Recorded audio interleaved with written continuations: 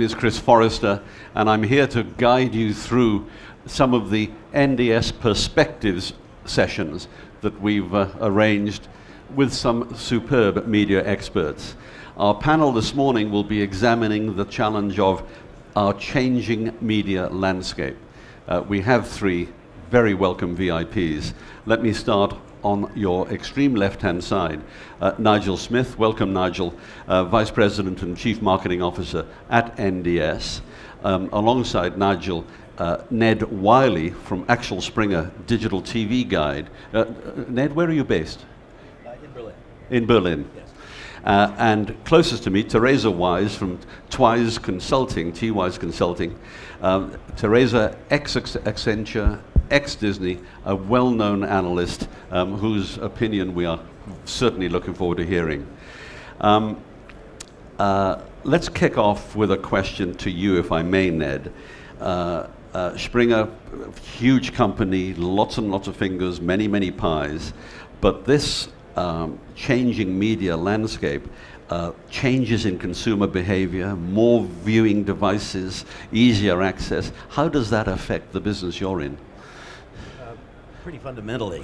In fact, there's hardly any aspect of the business that's not affected by these changes. But if you think about things 10 years ago, Axel Springer, which is Europe's largest print publishing house, had about 90% of its turnover in print.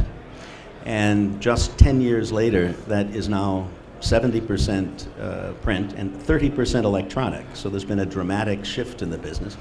The second largest magazine category that we are in was program guides. Still is. It's the second largest after women's titles is program guides. But it was quickly becoming apparent to us that the way people were going to discover content was not going to be by paging through a magazine, but was going to be by in some other form. And what that other form is starting to become apparent, first in the form of electronic program guides, and now in the form of much more sophisticated recommendation engines and things that permit people to discover content from a range of sources and view it and consume it across a range of platforms, distribution platforms, and devices. And has Springer embraced that electronic opportunity? Absolutely. That's a fundamental part of our overall corporate strategy for all of our businesses as they migrate or as they start to add more of an electronic component. But certainly nothing more than program magazines it says that, as opposed to having a piece of paper sitting on your coffee table in front of your TV set. You're going to be either navigating through the screen or navigating on a companion device like a tablet or a telephone or some other way. But we definitely have gotten the message from the market and from the consumers that something has to change, and are very, very rapidly working on a whole range of things to do that. Theresa, he's used all of the buzzwords: rapid change, companion devices.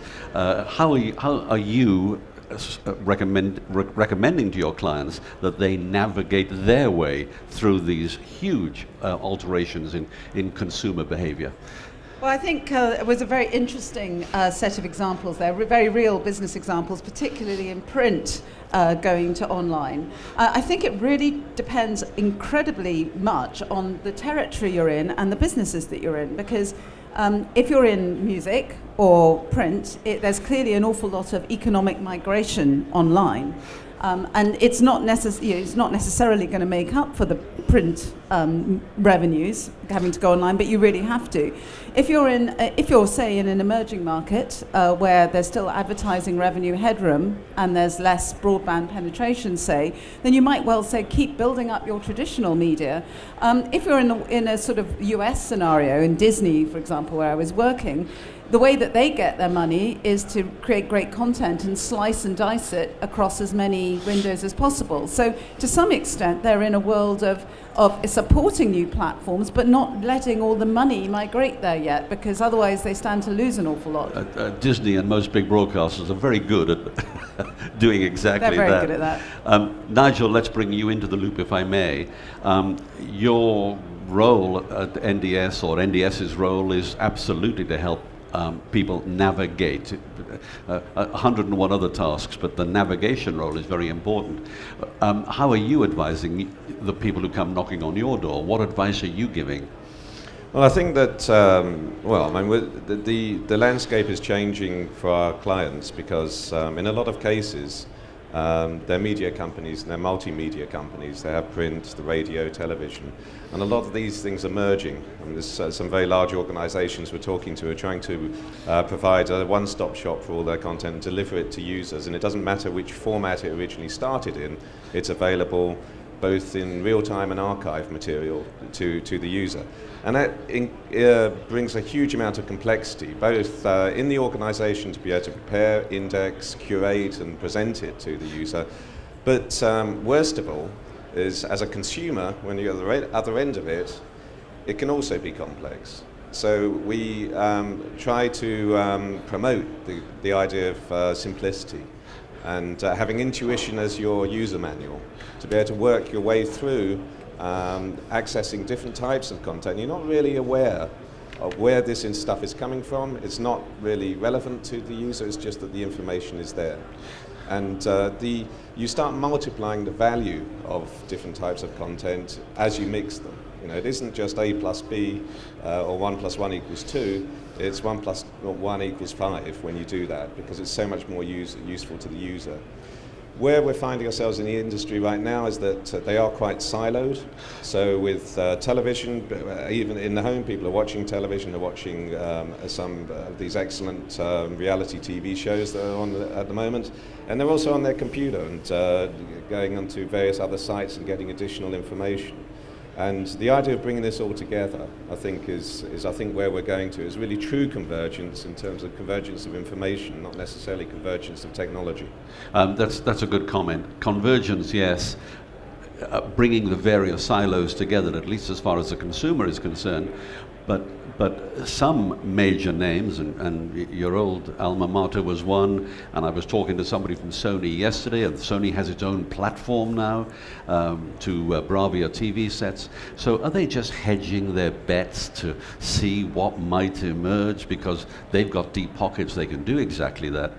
You've got to hedge your bets. I mean, at the moment, although it's incredibly exciting that we've got over-the-top TV and tablets and so forth, and there's some revenues attached to it, we can't deny the core of the content revenue still come from good old-fashioned broadcast TV and pay TV, and still DVDs and Blu-ray, although that's falling off quite dramatically. So what are you going to do? You're not going to stop trying to gather revenues from those traditional sources. So you're going to try a lot of platforms, but if you look at Hulu, for example, and Hulu Plus, it's trying to float. Interestingly, we'll see who or get bought. But the real value of that outside the studio owners is really a question, because ordinarily you'd just manage it as another way of distributing the content. Yes, is it another window or a substitution window for a declining sector? Yeah. Ned, how are you attempting to stay abreast of all these options when there's a ton of OTT stuff coming in and you have no idea what's available on this or that platform? Besides, there's no time schedule. Isn't this a chunk of opportunity missed? That's probably the biggest challenge that we've got, is trying to come up with adequate sources of metadata to encompass the whole range of new content forms. The old world was complicated enough in many ways when you moved from say 3 to 20 to 50 to 200 linear broadcast channels, but as you rightly say, things get much more complicated moving on. So we're looking at and have developed a number of ways, some of them automated analyses of audiovisual content, some of them that use an enhanced group of professional editors to evaluate those pieces of that vast range of content that are most important, because it's obviously, to many extent, the 80-20 rule for the bulk of that stuff. Yes, it's true that YouTube has 3 billion playbacks every day, but not all of those are going to be by a vast majority of people. So there are ways in which the professional editors, and we think that there's still a lot of value to be had in that, in professional understanding of the types of content that are going to be of greatest interest to particular individuals. That will still play a role, but clearly the challenge becomes greater as you move into more video on demand and over-the-top content. So I mean, is it potentially possible, and maybe already being done, but is it potentially possible that those top 10 YouTube most popular elements that day could be generated into a list which is accessible to? That we can already do. That's actually fairly straightforward. We have an editor whose only job is YouTube, the YouTube guru. A very, very important role, but without question, getting at high quality metadata, which is the kind of thing that we provide, and that goes into the elements of the puzzle that NDS and other participants in this ecosystem provide. That's our greatest challenge. Nigel, are you having a positive reception, or what sort of reception are you having from your broadcast clients, your pay TV clients, to exploit this a huge amount of material which is floating around, in the cloud somewhere? Well, I think in a lot of the media organisations we're talking to, they're trying to move away from this rather siloed approach to try to integrate it, and I think it's difficult internally for them to do that, because they've always operated as individual and separate entities. In fact, sometimes competing with each other to get to the news story or get better ratings than the other part of the organisation. And the head office of the media company is trying to bring this all together and to be able to flatten the information. And what we try to do is to try and give the tools to be able to make that happen. Some of the technologies we have, like our unified head end, it started off in video, but now it's moving into other types of media that enable that to happen. And very complex workflows to be able to bring a radio story together with a video clip. That's something that needs to be automated and indexed. And as Ned says, you need to have real people involved in the curation and the editing of this sort of stuff. It's very difficult to do it with machines at the moment. Theresa? Well, I think that's sort of you sort of point to a really interesting thing, which both you Nigel and Ned came across, which was basically the role of the broadcaster used to be that where people went to a broadcaster, CBS or ITV in the UK, to see great content that they knew they liked. These days, people are finding out about great content, typically online, often through recommendation engines. And also, if you just put the whole of CBS's material online, that's not what people want. They actually want to see all the great programs. And so that means that a broadcaster that doesn't have its own intellectual property, its own great content, is in trouble in both a brand sense and also its previous role as a recommender, if you like, and an aggregator of great content. So when we're talking about the future of the broadcast landscape and who's going to survive, I would have thought that what that means is the strong brands that also have great content. So the MTVs of this world, the HBOs, possibly, I mean Disney, and I don't just say that because of having worked there, but they're brand guarantors of great content, and they're not just curating a set of broadcast hours. But let's focus in on that a second and turn the question round, if I may, and let's look at network TV. Trusted brands, trusted sources for all sorts of programming right across the board, news, entertainment, information. Where do they fit in this new future? Because they don't all have the sort of budgets available that the BBC might have. I mean, most European public broadcasters look at the BBC's pile of cash with some considerable envy. Where do they go in this brave new world? Theresa, come to you. I actually think that the typical free-to-air publisher broadcasters rather than producer broadcasters are really challenged in this environment. The ITVs, the ITV does produce a lot, so sure. At least they can create. They've been guilty of not creating a big enough brand for themselves, and they're trying to and they at least can take some of their material online and still brand it ITV, but say a Channel 5, which wouldn't produce very much in the UK, and are much more in trouble. And those broadcasters who haven't got a whole library or a production pipeline are also in trouble. That does mean less to a consumer, and it's not clear. If they have some capabilities in the online world and become something of a destination, that's fine, but it's not clear that those who are great broadcasters make the leap very easily. Ned, and maybe Nigel as well, this wonderful new world of iPads and tablets and smartphones, had we been having this conversation 2 years ago, we would not have mentioned tablets. I mean, they may have been over the horizon, but they absolutely didn't exist. So when you get a big slice of potentially disruptive technology, new technology coming in, how do you pick the winners and ignore the losers? Usually the consumer does that for you. Ultimately, they always do. I think probably and also in reference to the earlier question, one of the most important features of this, one of the forced changes in the media landscape has been I'd call it an unbundling of content and distribution. We used to have the networks and the operators would bundle it together and they would distribute it. Now that is becoming separate. People are producing content, people who, unknown sources of content are out there, and lots of long-tailed content too, but also many, many other sources. And the challenge for the consumer, for the end user, the spectator at the end of the day is how do you, now that that's unbundled, very nice, I don't have to go to just one source of where I get everything, but how do I find it now? Yeah. How do I find what I want from all of that? Absolutely. Where would I even begin? Nigel, hold my hand. Guide me through this mess.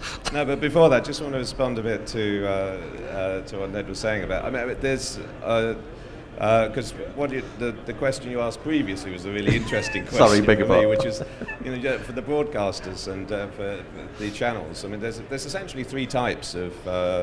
There's the state guys, there's the advertising-supported commercial guys, and there's the pay TV guys.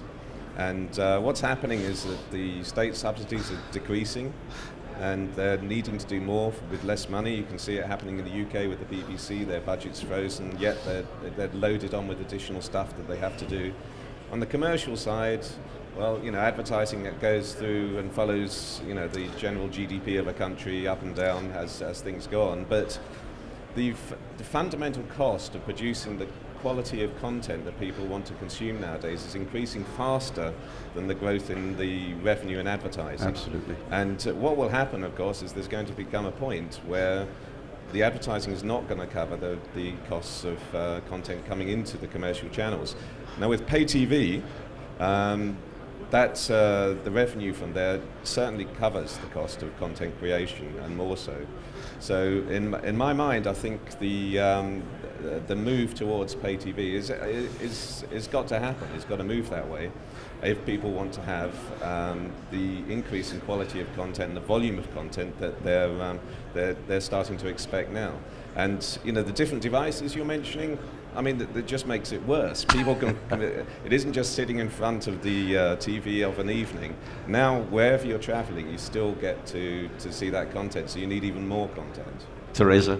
Well, I think one of the interesting trends that we're seeing is that actually there is even more great content now than there ever used to be on the small screen. We're getting Hollywood talent attracted to TV, who, Martin Scorsese directing Boardwalk Empire and so forth.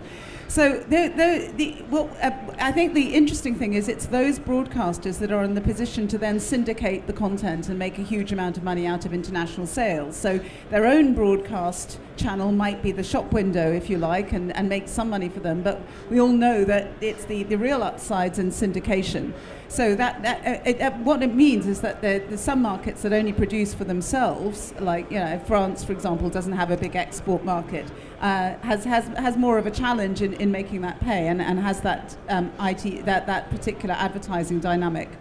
Now I'm going to wrap up with a final question. As a working journalist in the technology area, I'm always looking forward. Maybe not the 10 and 20 years, but let's just take a 10-year snapshot. What, in your opinion, each of you, will have the biggest effect on the strategies of media companies in the next decade? Who will be the winners? Who will be the losers? Do Theresa's job for her. Nigel? Well, I think in 10 years' time, I'll be watching Sky One on the moon. So I've given up Not forecasting. likely. So, my boss, he was telling me that when he was in IBM as a pellet, his job when he started was to do the 10-year forecasts. He said he had the job for 10 years and 2 months. So nobody could check him out. Ned? Yeah, obviously a very difficult question. That's why you asked it. As you said, Nigel, 10 years ago, what were we all doing? Would we thought that we would be here where we are? I certainly think not. I think that at the end of the day, though, ultimately, people want to be entertained. People want content. They don't want to spend a lot of time having to get at it. We have created, if you will, a certain amount of cognitive surplus as a result of the Industrial Revolution, and people choose to spend that on more entertainment, and those people will survive who can deliver the content that people want to them in a way that they want, on the device that they want. Let them consume it as they want. Those will be the ones that survive. Theresa, you must be well used to 3-year, 5-year strategy suggestions. It's quite funny. Nobody asks about 10 years anymore, All right. actually. But anyway, very it's wise. It's so far ahead. But I think we'll have two main ways to cut it: in-home and out-of-home. The out-of-home stuff, like the great movie theatre experiences, are less easy to substitute. So that's one area which I think will stay the same, might improve. And then in terms of in-home, we'll probably have 1 or 2 great pay TV players per market. We'll probably have a Google sort of technology, Google TV, Apple TV, a few huge players, but not as many as there are now. That's going to consolidate. We'll still have some public service broadcasters. We'll still have some really great producers, because as Ned rightly said, we all want great entertainment and great stories. And then there'll still be some commercial channels, but there'll be fewer of them. Theresa, thank you very much. Ned, absolutely appreciate you coming on the panel. Nigel, terrific comments. Thank you each.